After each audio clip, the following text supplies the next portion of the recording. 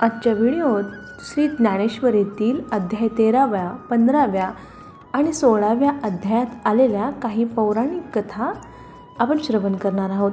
Isaiah पैजा महेशा पांघुरणे दाही दिशा, लाच करुणी म्हणून कोळसा कामू केला. कैलासावरील निवास सोडून भगवान शंकरांनी स्मशानात वास केला. तेव्हा तेथे त्यांच्या तपश्चर्येत विघ्न उत्पन्न करणारा व योगीजनांचे चित्त विचलित करणारा जो मदन काम जेव्हा भगवान शंकरांच्या मनात कामवासना निर्माण करू लागला, तेव्हा भगवान शंकरांनी आपल्या तृतीय नेत्रातील अग्नीने त्याला जाळून भस्म केले. ब्रह्मदेवाच्या हृदयापासून कामाची उत्पत्ती असून त्याच्या पत्नीचे नाव रती होते. ही संदर्भ कथा शिवपुराणात आलेली आहे. जया मार्गाते जगी सांख्य म्हणती योगी, जयाचिये भाटी वे लागी मी कपिल जाहलो. ओवी क्रमांक 958. प्रजापती कर्दम ऋषी व त्यांची पत्नी मनुराजाची कन्या देवहूती याच्या पोटी भगवान विष्णूंनी कपिल महामुनीच्या नावाने अवतार घेतला. सिद्धपुरी क्षेत्री बिंदू सरोवराचे काठी त्यांचा आश्रम होता. पिता कर्दमाच्या इच्छेनुसार कपिल महामुनींनी माता देवहूतीस ब्रह्मज्ञान सांख्यशास्त्र शिकवले. वायासा हके बुबुळे दोहींकडे, डोळे चाळीता अपाडे. अध्याय 15वा, ओवी क्रमांक 135. राम, सीता व लक्ष्मण वनवासात एका आश्रमात राहत असताना एके दिवशी सीता अंगणात वाळत घातलेल्या खाद्यपदार्थाची राखण करीत बसली होती. तेव्हा एक कावळा तिथे येऊन सीतेला फार त्रास देऊ लागला. हाकलला तरी जाईना. तेव्हा रामाला राग आला. त्याने एक काडी ईशिकाशास्त्राने अभिमंत्रित करून ती कावळ्यावर सोडून दिली.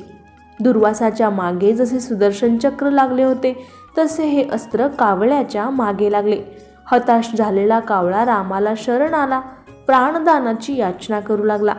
रामाला त्याची दया आली, पण अस्त्र व्यर्थ जाणार नाही म्हणून कावळ्याचा एक डोळा फोडण्याची रामाने अस्त्रास आज्ञा दिली. तेव्हापासून कावळा एकाक्ष झाला, पण त्याच्या एका बुबुळाची दोन्ही डोळ्यात हालचाल होत असे. ही संदर्भ कथा रामायणात आढळते. ते अज्ञान ज्ञानी बुडालिया, ज्ञानी कीर्ती मुखवत्व केलिया. ओवी क्रमांक 526. जालंधर दैत्याला मारण्यासाठी भगवान शंकराने क्रोधावस्थेत एका सिंहाचे मुख असलेल्या पुरुषाची निर्मिती केली. त्याने जालंधराला मारून टाकले, पण तरीही त्याची भूक क्षमेना. तेव्हा तुझे शरीर तू खा असे शंकराने सांगितले. खाऊन उरलेल्या त्याच्या तोंडाच्या आकृतीला कीर्तिमुख असे नाव दिले. प्रत्येक शिवालयात गाभाऱ्याच्या उंबरठ्यावर ते कीर्तिमुख असावे अशी आज्ञा केली. कीर्तिमुखाचे दर्शन घेऊन मगच शिवाचे दर्शन घेण्याची पद्धत आहे. कीर्तिमुखाने जसे इतर राक्षसांना खाऊन आपले शरीरही खाल्ले, तसे ज्ञान अज्ञानाला नाहीसे करून स्वतःही नाहीसे होते असे या ओवीत माऊलींनी म्हटले आहे. ही संदर्भ कथा स्कंद पुराणात आली आहे. मज चैतन्य शंभूच्या माथा, जो निक्षेपू होता पार्था, तया गौतमू झालासी आस्था निधी तुगा. नाशिक नगरीजवळ ब्रह्मगिरी पर्वताजवळ गौतम ऋषींचा आश्रम होता. अनेक ऋषीगण तेथे येऊन राहत. त्यात गौतमाचे अनेक शिष्यही होते. त्यामध्ये एकदा गणपती शिरला. कारण पार्वतीला गंगेबद्दल सवतीबत्सर वाटू लागल्याने तिला काहीही करून बाहेर काढण्यास तिने गणपतीला सांगितले. गणपतीने जया नावाच्या स्वर्गातील स्त्रीला गायीचे रूप दिले व तिला गौतमाच्या आश्रमाच्या शेतात चरण्यास पाठवले. गाय ऋषींचे अन्न खात आहे असे पाहून गौतमांनी एक दर्भ तिच्याकडे फेकला. तो दर्भ लागताच ती गाय मरून पडली. गोहत्या घडली, या पापाचे क्षालन कसे होईल या विचारात गौतम पडले. त्यावेळी गणपतीने सल्ला दिला की शंकरापासून गंगा मागून घ्या. ती खाली येऊन वाहू लागली म्हणजे तिच्यात स्नान करा, म्हणजे गोहत्येचे पातक नाहीसे होईल. गौतमांनी ब्रह्मगिरीवर भगवान शंकराच्या प्राप्तीसाठी उग्र तप केले. भगवान शंकर प्रसन्न झाले व जटेतील गंगा पृथ्वीवर सोडली. ती गंगाद्वारातून वाहत येऊन कुशावर्तात पडत असलेली आजही दिसते.